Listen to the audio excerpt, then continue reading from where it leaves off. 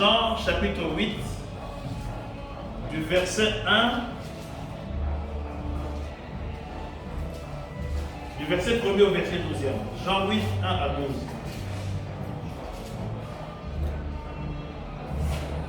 Ça fait un bon bout de temps, Dieu me met à cœur de parler du péché. Amen. Je voulais qu'on attaque le livre de Romains parce que c'est le livre de Romains qui parle le plus du péché. Jusqu'à ce matin, je croyais qu'on allait prêcher sur le livre de Romains. Mais Dieu m'a mis à cœur que nous rentrons encore dans notre livre favori, qui est le livre de Jean. J'ai toujours dit que le livre de Jean, c'est un livre complet, un livre que j'aime beaucoup. On peut prendre juste l'évangile de Jean et partir prêcher à travers le monde entier. C'est comme ça que nous allons lire le livre de Jean. Évangile, s'il vous plaît. Jean 8, chapitre 1er à 12. Verset 1er. Nous lisons au nom de Jésus-Christ. Jésus se rendit au mont des Oliviers. Mais dès le matin, il se rendit de nouveau dans le temple. C'est tout le peuple vint à lui. Il s'assit et les enseignait. Alors, les scribes et les pharisiens amènent une femme surprise en adultère. La place au milieu et disent à Jésus, Maître, cette femme a été surprise en flagrant délit d'adultère. Moïse, dans la loi, nous a prescrit de lapider de telles femmes. Toi, donc, que dis-tu? Il disait cela pour les mettre à l'épreuve, afin de pouvoir l'accuser. Mais Jésus se baissa et mit à écrire avec les doigts sur la terre. Comme il persistait à les questionner, il se redressa et leur dit que celui de vous qui est sans péché lui jette le premier la pierre. Verset 8. De nouveau, il se baissa et se mit à écrire sur la terre. Quand ils entendirent cela, accusés par leur conscience, ils se retirèrent un à un, en commençant par le plus âgé et jusqu'au dernier. Et Jésus resta seul avec la femme qui était là au milieu. Alors Jésus se redressa et lui dit, Femme, où sont tes accusateurs? Personne ne t'a condamné. Elle répondit, Personne, Seigneur. Et Jésus lui dit, Moi non plus. Je ne te condamne pas. Va et désormais ne pêche plus. Amen. Amen. Amen. Amen. On peut s'asseoir s'il vous plaît. Comme vous l'avez compris, le thème de ce matin est Moi non plus je ne te condamne pas, va et ne pêche plus. Amen. Amen. Moi non plus je ne te condamne pas, va et ne pêche plus. Jésus se rendit à la montagne des Oliviers, mais dès le matin, il alla de nouveau dans le temple et tout le peuple vint à lui. Petite parenthèse, mais dès le matin, il alla de nouveau dans le temple et le peuple vint à lui. C'est juste une remarque que j'aimerais faire à nous les serviteurs de Dieu. Les serviteurs de Dieu, nous aimons arriver après tout le monde. Mais Jésus nous montre en exemple que lui, il arrive au temple. Et c'est le peuple qui vient après lui. Amen. Le serviteur de Dieu doit être un modèle. Il doit arriver avant tout le monde. Aujourd'hui, c'est ce que j'ai remarqué ici en Afrique, c'est ce que j'ai remarqué ici en RDC. Ce n'est pas le cas en Europe, ce n'est pas le cas aux États-Unis, c'est vraiment différent. Le serviteur de Dieu arrive toujours en premier. Dans d'autres contrées, le serviteur de Dieu dort même à l'église. Mais ici, le serviteur de Dieu vient nonchalamment, il vient tout doucement. Des fois, il demande est-ce qu'il va tout s'y bailler. Il y a combien de personnes à l'église avant que lui n'arrive, il faut que l'église soit remplie. Ce n'est pas notre thème de ce matin, mais c'est juste une parenthèse pour vous dire combien il est important d'arriver tôt à l'église. Et cela n'est pas seulement pour les serviteurs de Dieu, mais que cela nous sert d'exemple à nous tous. Parce que nous tous, notre exemple, c'est Jésus-Christ. Bien-aimés, faisons un effort d'arriver à temps à l'église. N'attendons pas qu'il soit... Je ne sais pas qu'est-ce qu'on attend. On commence à avoir l'habitude de commencer le culte en retard. Les gens viennent nonchalamment, les gens viennent comme si on les poussait. Les gens viennent comme s'ils ne veulent pas venir. Les gens veulent venir en retard. Bien-aimés, Jésus est notre modèle et il reste notre modèle. Amen. Alors on dit ceci, mais dès le matin, il alla de nouveau dans le temple et tout le peuple vint à lui. S'étant assis, il les enseignait. Alors, les scribes et les pharisiens amenèrent une femme surprise en adultère. Bien-aimés, on s'est toujours imaginé que l'adultère est le péché le plus grave chez les chrétiens. En effet, c'est un péché grave. Mais laisse-moi te dire que tous les péchés sont graves. Il n'y a pas de péché plus grave aux uns que les autres. Amen. Et la plupart des gens qui sont tombés dans l'adultère sont condamnés. L'Église les condamne. Ils sont montrés du doigt. On les prend pour des pestiférés. Bien aimé, l'adultère c'est un péché certes, mais c'est un péché comme les autres. Je ne viens pas pour minimiser l'adultère. Mais la plupart des gens qui sont tombés dans l'adultère, et quand cela s'est su à l'église, la plupart ne sont jamais relevés. On te montre du doigt, tout le monde te regarde avec des gros yeux, comme si tu avais tué quelqu'un. L'adultère, c'est un péché. Et quand le diable réussit à te faire tomber dans l'adultère, il te fait montrer que c'est grave, que tu ne peux plus te relever, que tu ne peux plus te présenter devant les gens, que tu es devenu comme un pestiféré, que tu n'as même plus le droit de prendre la parole.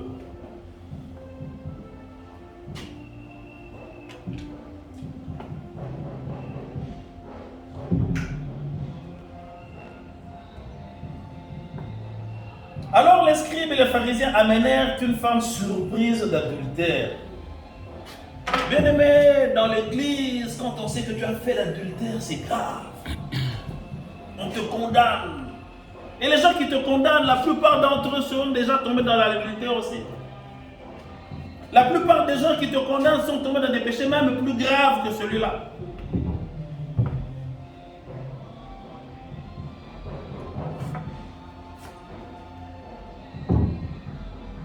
La plaçant au milieu du peuple et dire à Jésus, Maître, cette femme a été surprise en flagrant délit d'adultère. Tout le monde la pointe du doigt, on la met devant.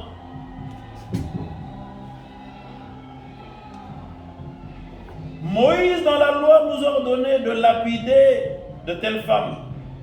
Toi donc, que dis-tu? Effectivement, la plupart des gens qui sont tombés dans l'adultère, même si on ne les a pas lapidés avec des pierres, on les a lapidés avec des mots. La plupart des jeunes filles qui sont tombées dans l'impudicité dans l'église commencent à avoir du mal à trouver le mariage. Tout le monde la lapide, tout le monde... Et elle est abattue. La plupart des gens fuient même l'église. Bien aimé, ne fuyez pas votre église quand vous tombez dans le péché. Amen.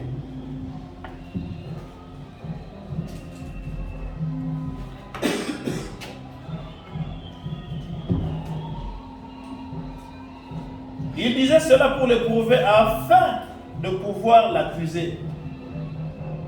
Bien aimé, de quoi ne vous a-t-on accusé? Et ces gens qui vous ont accusé, sont-ils saints? Qu'ont-ils fait en secret? Parce que ce que vous avez fait est connu.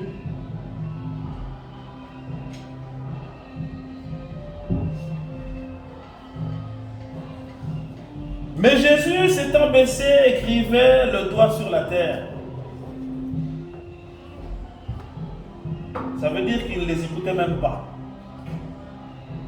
Je connais un monsieur, quand vous partez lui poser votre problème,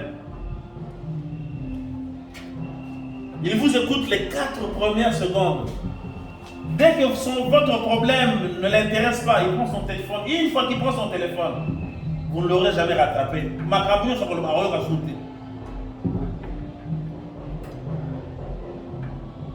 Dès que vous posez votre problème, il vous écoute. Mais dès que vous voulez prendre son téléphone, ça veut dire qu'il ne vous écoute plus. Ce monsieur, c'est le gouverneur. Hein?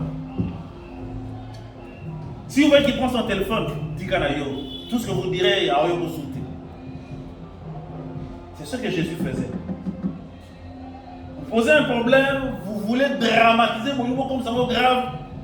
Lui, il commence à écrire par terre. Peut-être parce qu'il n'avait pas de téléphone. S'il avait un téléphone, peut-être qu'il allait commencer à jouer sur son téléphone. Après, comment il a appelé? Ça veut dire qu'on est supposé le bas. C'est du vent. La plupart des gens qui viennent dans mon bureau pour accuser les gens, ça m'arrive de faire cela aussi. Vous accusez, j'attends que vous terminez. Et pendant que je prends mon téléphone, je suis en train de prier pour demander à Dieu qu'il me dise ce qu'il faut faire, que Dieu me donne la solution. Comme il continue à l'interroger, malgré qu'il continue, il se releva et leur dit que celui de vous qui est sans péché jette la première pierre contre elle.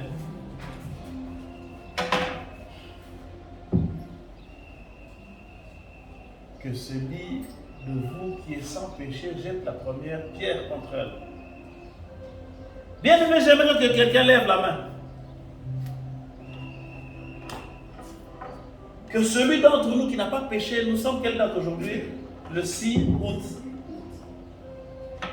Depuis le 1er janvier, depuis que l'année a commencé, celui qui n'a pas péché, qui le lève la main. Nous sommes au 8e mois si je ne m'abuse. 8e mois. En 8 mois qui n'a pas péché. Qui lève la main.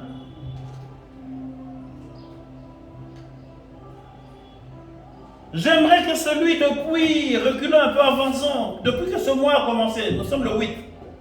Depuis le début de ce mois, en ces 8 jours ici du mois, qui n'a pas péché? Ne fût-ce qu'en pensée. Qui n'a pas péché?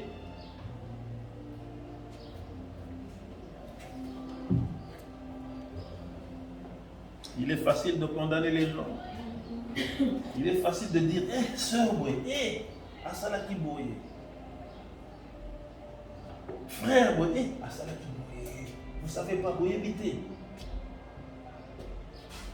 Asalaki Boye. Ce que toi tu as fait en secret, toi seul le sais, toi et ton Dieu. Amen. Amen. Nous avons tous péché. Et Romains, je crois que c'est le 6,23 que vous aimez bien. Il dit tous ont péché, sont privés de la gloire de Dieu. Depuis que la journée a commencé, peut-être que nous avons même déjà péché. Peut-être même le fils qu'en pensait. Mais c'est facile de condamner les autres. Quand quelqu'un est attrapé en flagrant de péché, pas seulement en flagrant d'adultère, en flagrant de péché. Et le diable n'est plus dans les grands péchés comme l'adultère, comme les crimes. Le diable maintenant attrape les gens avec les tout petits péchés. Les péchés que l'on ne confesse pas. Le mensonge. J'ai toujours dit que le mensonge, c'est le péché le plus grave. Peut-être que vous n'allez pas me croire, mais je vous dis que le mensonge, c'est le péché le plus grave. C'est plus grave que l'adultère. Le mensonge, c'est plus grave que le crime. Pourquoi? Pourquoi?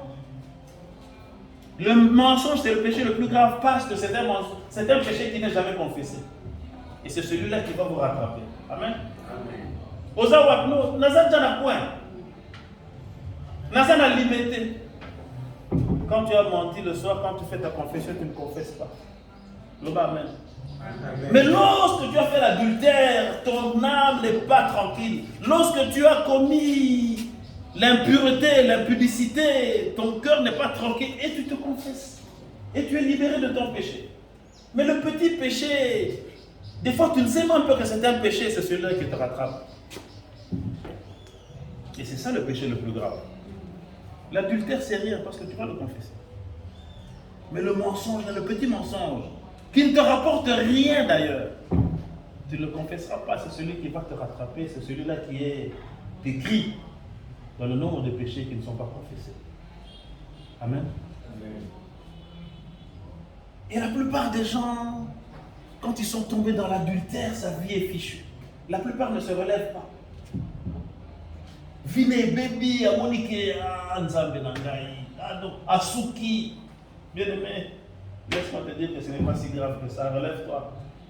Relève-toi, c'est un péché comme les autres. Relève-toi, ne reste pas abattu. En 1988, il y avait un grand homme de Dieu que j'admirais et que je continue à admirer jusqu'aujourd'hui. Les jeunes, peut-être que vous ne le connaissez pas, peut-être que vous n'étiez pas encore nés. C'était Jimmy Swaggart. C'était le plus grand homme de Dieu à l'époque. Il était même plus grand que Billy Graham. Quand j'étais jeune, je disais, si un jour je dois être pasteur, j'aimerais prêcher comme ce monsieur-là.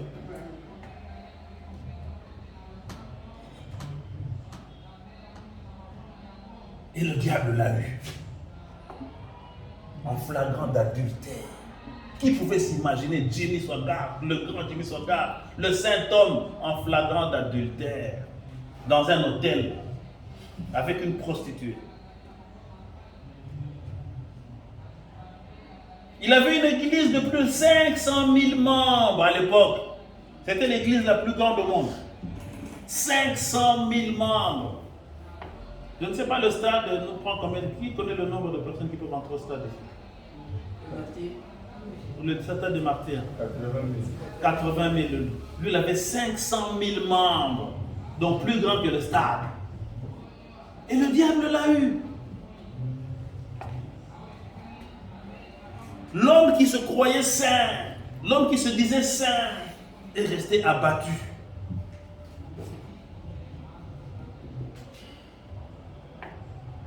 Son église l'a suspendu. Bien aimé, moi j'ai toujours été contre qu'on suspende un homme de Dieu. Je vais vous choquer. J'ai toujours été contre qu'on suspende un homme de Dieu qui est tombé dans le péché. Vous le suspendez pourquoi? Pourquoi vous le suspendez? Est-ce que Dieu l'a suspendu? Vous les hommes, vous suspendez un homme de Dieu qui est tombé dans le péché. Pourquoi? Est-ce qu'il y a quelqu'un qui peut me dire il faut combien de temps pour que Dieu pardonne un homme? Qu'est-ce qu'il faut pour que Dieu pardonne un homme? Est-ce qu'il faut une suspension de 6 mois pour que Dieu vous pardonne? Il faut 1 heure du temps, 2 heures, 1 semaine? Dieu pardonne instantanément, bien aimé.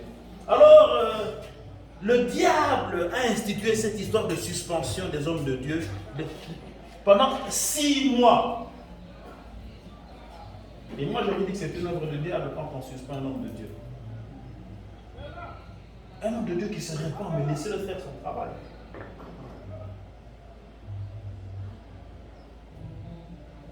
Et lorsque l'église l'a suspendu, il a perdu tous ses membres. Les 500 000 membres sont partis.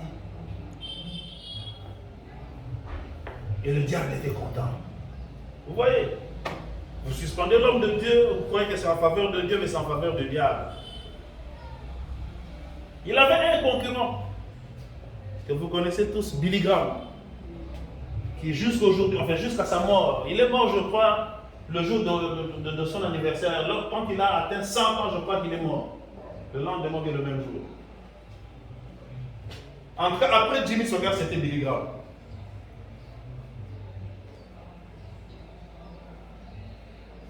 Tous les hommes de Dieu ont commencé à critiquer Jimmy Swaggart. Tout le monde, dans toutes les prédications, c'était Jimmy Swaggart. Qui ne l'a pas traité de faux pasteur? Bien aimé, ce n'était pas un faux pasteur. C'est un homme de Dieu, et un homme de Dieu, c'est un homme. Un homme de Dieu, c'est quelqu'un qui peut tomber, mais il doit se relever. Dites Amen. Amen. Un homme de Dieu qui tombe, ça ne veut pas dire que c'est un faux pasteur, non. C'est un homme.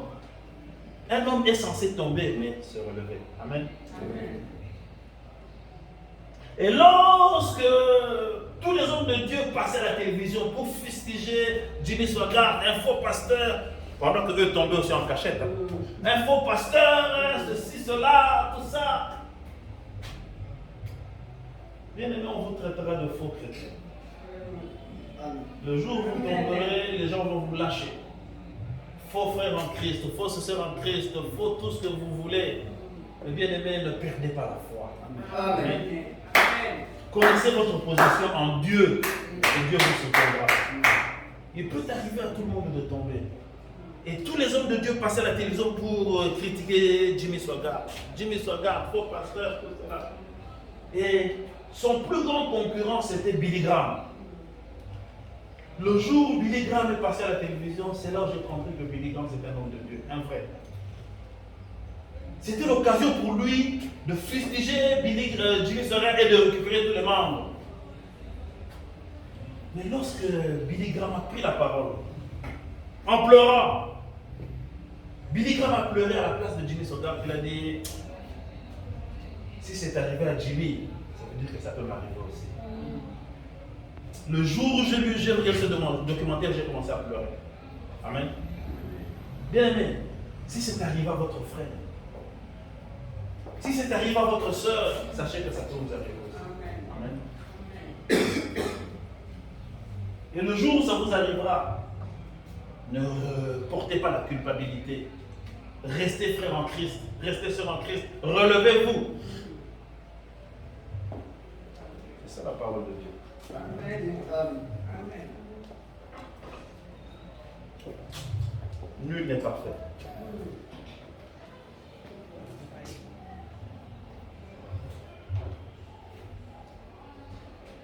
Donc je disais, en 1988, Jimmy Swaggart est tombé. Tout le monde l'a lâché. Mais sa femme ne l'a pas lâché. Amen. Sa femme l'a soutenu. Les gens sont venus derrière sa femme, mais ton mari a fait ceci, c'est un faux pasteur, boyaye, ça l'a soutenu. Sa femme ne l'a pas lâché, elle dit, mon mari n'est pas un faux pasteur. Il est tombé, mais Jimmy se relèvera. Jimmy continuera à servir le Seigneur. Amen. Malheureusement, Jimmy n'a pas pu se relever. J'aurais aimé que Jimmy Swaggart entende ce message, que je lui dise, Jimmy, relève-toi. J'aurais aimé que Jimmy Swaggart entende mon message pour lui dire que tu es un homme de Dieu. Oui, effectivement. Il s'est relevé, il a repris à servir le Seigneur, mais ce n'est plus le même Jimmy Swaggart. Bien-aimé, faites attention au péché. Le péché détruit. Le péché détruit le ministère, le péché détruit l'homme. Jimmy Swaggart ne s'est jamais relevé. Il s'est relevé, mais il n'est jamais relevé, Jimmy Swaggart. Quand vous le voyez, il porte la culpabilité sur son visage. Quand vous le voyez, il porte le péché sur son visage. Il croit qu'il est souillé à vie. Mais bien aimé, laisse-moi te dire que Jimmy Swaggart se trompe. Le Seigneur l'a déjà pardonné. Bien aimé, le péché que tu as fait, pour lequel tu continues à te reprocher, bien aimé, sache que le Seigneur t'a déjà pardonné. Arrête de porter cette culpabilité. Relève-toi, redeviens toi-même. Tu es un homme né de nouveau. Quel est ce péché que le sang de Jésus-Christ n'a pas la puissance d'effacer? Quel est ce péché que la puissance de Jésus-Christ n'a pas le... Il n'y en a aucun. Le seul péché, le seul, c'est de renier le Saint-Esprit. Amen.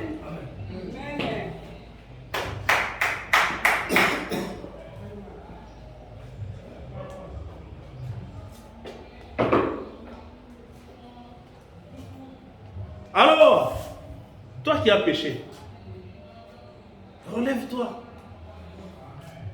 N'aie pas honte. Confesse ton péché. Que ce soit un témoignage. Pourquoi continues-tu à te culpabiliser? C'est passé. Oublie. Arrête de te culpabiliser. Lève-toi. Mais tout simplement, répands-toi. Va et ne pêche plus. Amen. Amen. Que tu ne retombes plus dans ce même péché, que le diable ne te rattrape plus.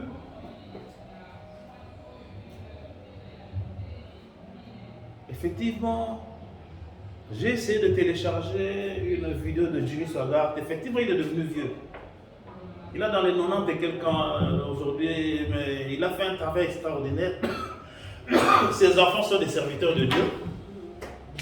Son église est redevenue grande. Bien qu'il ne prêche plus vraiment, mais il continue à jouer son piano parce que Jimmy Swaggart, c'était d'abord un musicien. Il a commencé son ministère avec son piano, avec son micro, comme je vois le frère Christophanie. Il chantait pour Dieu, il prêchait, il modérait, et c'est comme ça qu'il faisait son culte. C'est comme ça que Jimmy Swaggart a commencé. Aujourd'hui, il est devenu vieux, et ses enfants qui prêchent la parole de Dieu, et la seule chose que je regrette, c'est que quand tu le vois, tu vois qu'il est toujours coupable. Il aime tellement Dieu qu'il trouve que son péché l'a sali à jamais. Mais bien aimé, laisse-moi te dire que le sang de Jésus-Christ a la puissance de te laver de tout péché. Il le sait, mais il n'y croit pas. Il trouve que son péché, il regrette son péché. Effectivement, quand tu tombes dans le péché, il faut le regretter. Effectivement, quand tu tombes dans le péché, il faut que ça te fasse mal. Amen. Ne minimise pas le péché. Le péché détruit l'homme. Le péché détruit la foi. Mais une fois que tu as dépassé cette repentance-là, relève-toi et oublie. Continue. Mais va et ne pêche plus.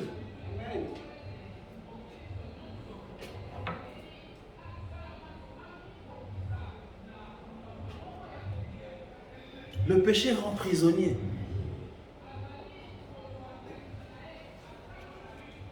Toi qui es péché, toi qui es prisonnier, toi qui es prisonnière de ton péché, tu n'arrives plus à regarder ton pasteur de face. Tu commences à fuir ton pasteur. Bien-aimé, tu peux me fuir, mais tu ne fuiras pas Dieu.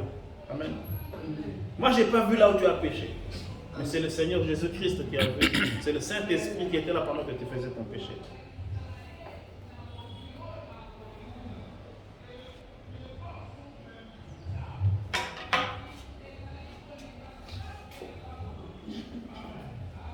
Bien-aimé dans le Seigneur, quel que soit le péché que tu as fait, je n'ai pas besoin de le savoir, je n'ai pas besoin de le connaître. Arrête de te culpabiliser. Relève-toi. La vie continue. Et le Seigneur a encore besoin de toi. Amen. Le Seigneur a besoin de ton service. Le Seigneur a besoin de ce pourquoi il t'a appelé. Alors, tous ensemble, nous allons mettre le genou à terre. Et nous allons prier. Que chacun mette son genou à terre parce que la Bible dit que tous ont péché. Ils sont privés de la gloire de Dieu. Mettons-nous tous à genoux. Nous allons prier. Le sang de Jésus-Christ va effacer notre péché. On va se relever et la vie va continuer. Mettons notre genou à terre, s'il vous plaît. Nous allons prier.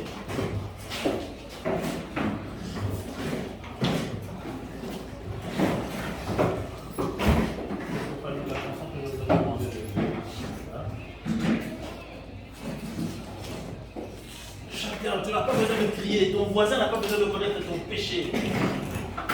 Le Saint-Esprit qui est en toi, il connaît mieux que toi.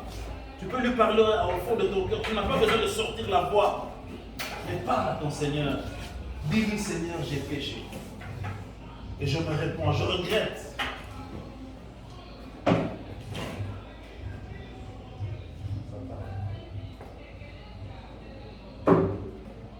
Réponds ton cœur devant ton Seigneur. Parle-lui.